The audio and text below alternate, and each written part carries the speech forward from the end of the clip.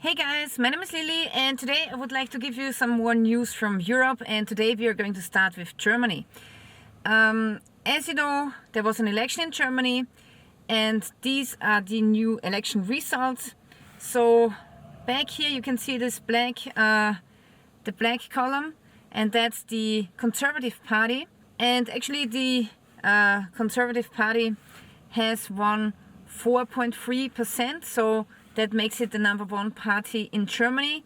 Then we also have the right-wing party in blue, which is called Alternative for Germany, and they now have 20%.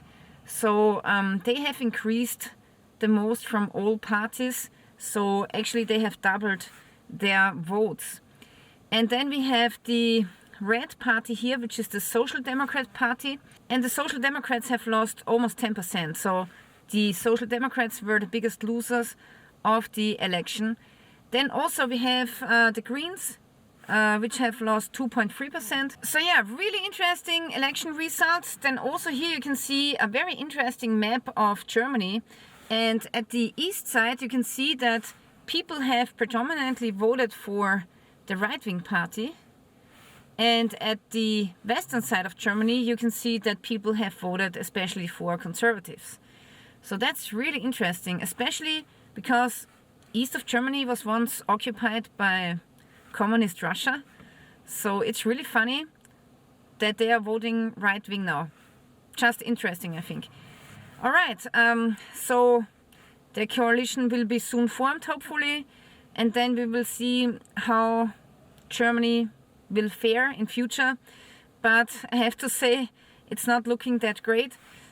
So now I want to give you some very chilling news about Germany. And I really thought it cannot get worse, but actually it's getting worse with the situation in Germany. German industry faces new blow from electricity price reform.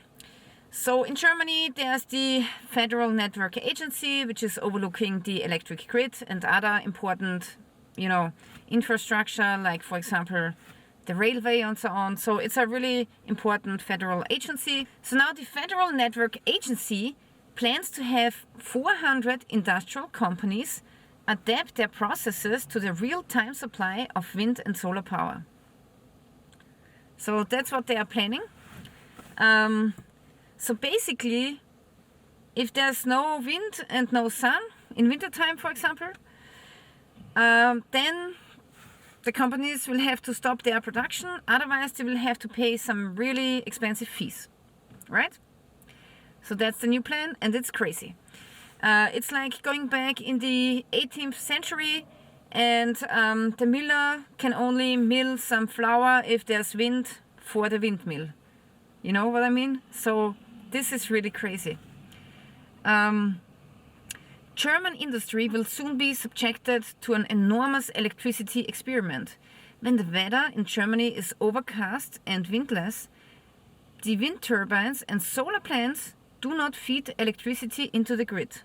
Oh really? Instead they send shock waves through the markets. Oh really?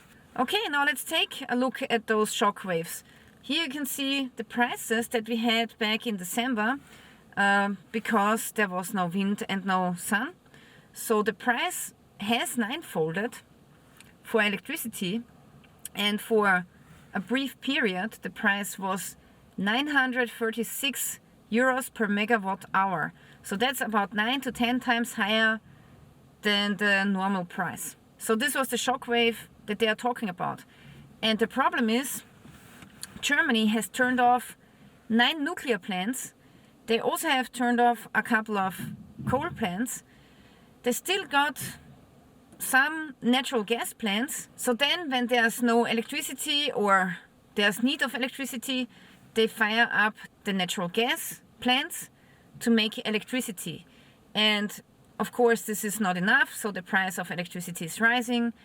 Of course then also the natural gas price is rising. And of course the prices in the neighboring countries are also rising, because Germany needs so much electricity that the other countries will then export the electricity to Germany, but also there's not a lot of electricity available because Germany is taking so much electricity and importing so much kilowatt hours that the price in the neighboring countries is also rising. The shockwaves through the markets. On one such dark day in mid-December, spot prices for electricity rose more than 900 euros per megawatt hour. That is even higher than the increases in 2022, when access to Russian pipeline gas was lost after the Russian invasion of Ukraine. Because the expansion of renewables, which currently provides more than half of Germany's electricity, means that price peaks are occurring more frequently. And the Federal Network Agency doesn't like it and is planning a daring experiment to keep the grid stable. And that's the next point. Because of the volatility of renewable energy sources, sometimes you have too much electricity, then you don't have enough electricity. It's bringing our grid to the brink of collapse. And this is a huge problem, and I think they know that this might cause a blackout. And now I'm going to show you another graph. This here is measures, interventions of the electric control company. So if you want to operate an electric grid, every second the hertz need to be at a certain level, like almost 50 hertz, I believe, here in Europe, 230 volts in Europe, and it needs to be stable. That's really important. And if there's a problem, too much of electricity or too less electricity, then you have to intervene. And those intervening measures are called redispatch measures. And here you can see the amount of redispatch measures that have to be undertaken to prevent the grid from going into a blackout. So 25 years ago, they only needed like 2 to 3 redispatch measures a year. But now you can see here, 2014, it was already 3,456 redispatch measures. And now the number has climbed up to 17,297 redispatch measures. That's crazy. This is how unstable the grid is right now in Germany, and it's the same in Austria and in many other countries. So we are risking a blackout because of the Green Deal. So of course the Federal Network Agency in Germany knows that those peaks are not good for the system, and they are trying to reduce the peaks. And this is why now they have made plans for those big 400 industrial companies. So now I'm just asking myself, they're writing, the companies are to adapt their operations to the real-time supply of wind and solar power. So I'm just asking myself now, how should this practically work? Because what if the workers come to the factory, start to work, and then around noontime it starts to rain, and then they have to go home or something? I don't know. How will this work practically? And what if there's a lot of sun on the weekends? Do they have to come and work on Sundays and Saturdays? Do they have to work throughout summertime? And do they have to take holidays in wintertime, because in winter the factory is not open? So what's the plan here? And I don't think it's going to be great for the worker, but also it's not going to be great for the company itself, because if you have a factory with a lot of production belts, for example, those production belts need to be in production, otherwise you will not make a profit, right? So, I mean, this is, I don't have any words for it, like, unbelievable. This means production must be throttled back in calm and overcast periods and run at full speed on gusty sunny days when spot prices can turn negative. This is intended to help keep prices under control. Promote the use of green electricity in industry. Yeah, that's the best promotion for green electricity if you cannot work and open up your factory. And make the energy system more resilient overall. Oh really? Wouldn't it be more resilient if I had like steady electricity supplies like coal and nuclear? I'm just asking for a friend here, you know.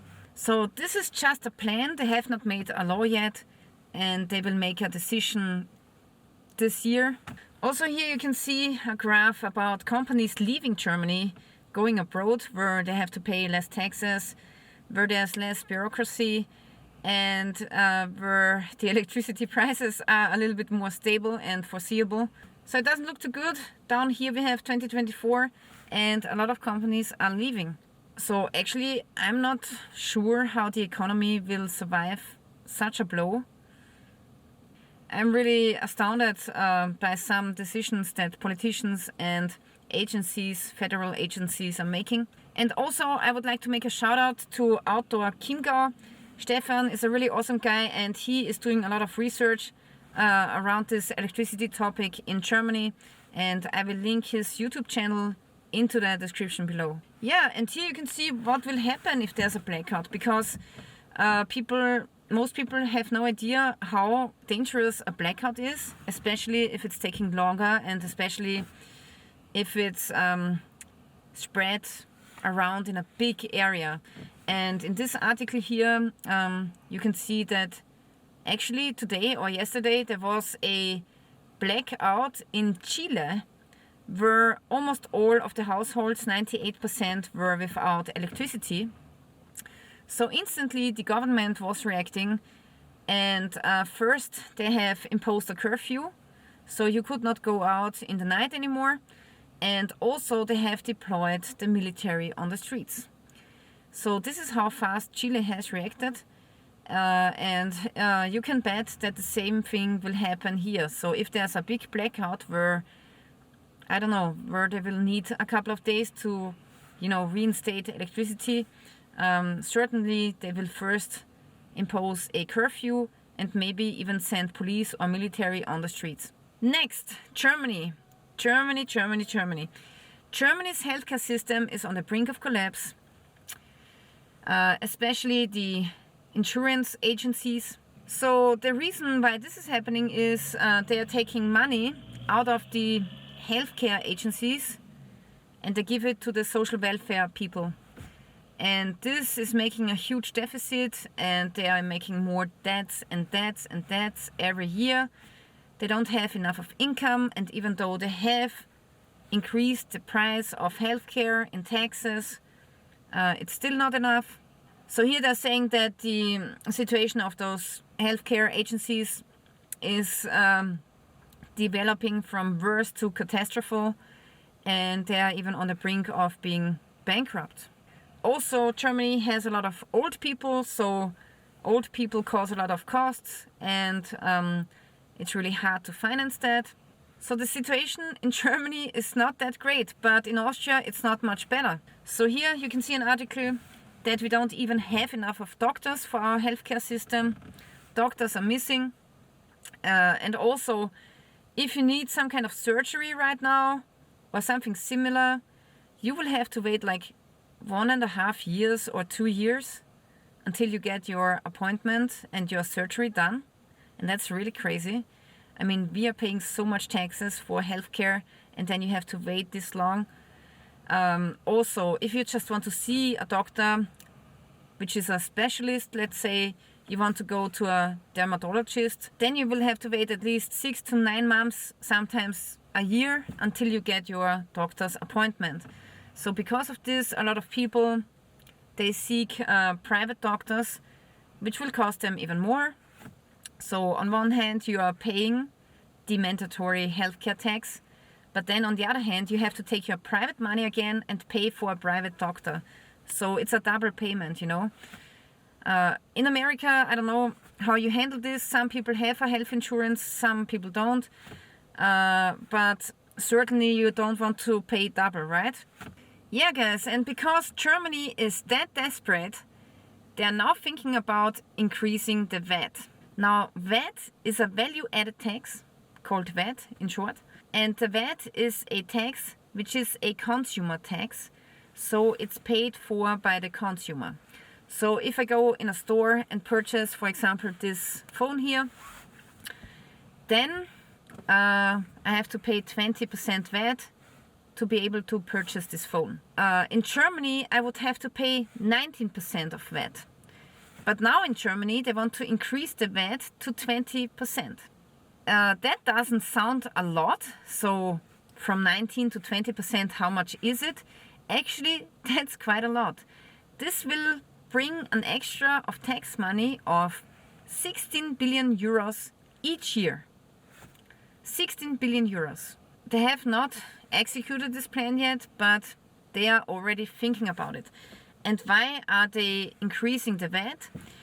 The VAT is very convenient because if I increase it today, I will have 16 billion euros in a month, maybe 1.5 months from now. So from collecting taxes, it works quite instantly. Especially here in Europe, the VAT is really high. Some countries have a really high VAT. As a consumer and an individual, I don't like it because I think it's killing the economy. But of course, for the government, this is, it's number 1 or number 2 of the top income taxes of the governments here in Europe. And this is why they have it, Yeah, then we will stay with Germany with the next article. And here you can see that the egg prices have risen. And that's because a lot of birds have been killed because of the bird flu. And because of this, they don't have enough of eggs. So the price is going up. And even if you are having a high price, sometimes you won't even get eggs because they are just not enough. So yeah, the only thing which I don't understand is, I don't understand why they are culling the animals, killing them basically. I don't understand why they just not let them be sick and then get immune and get healthy again, and maybe then let them produce eggs in half a year again when they have immunity. So I don't understand why they are killing the animals. And also, if there's a bird flu, all of the birds in nature, the singing birds and the other birds of prey, they will be sick too, and then they will get healthy and then they will be immune. So what sense does it make to cull all of the hens in the stable when, the bird flu is out there no matter what you do, right? So this is something I don't understand, but okay, it's not my decision to make. I'm just reporting on it, right?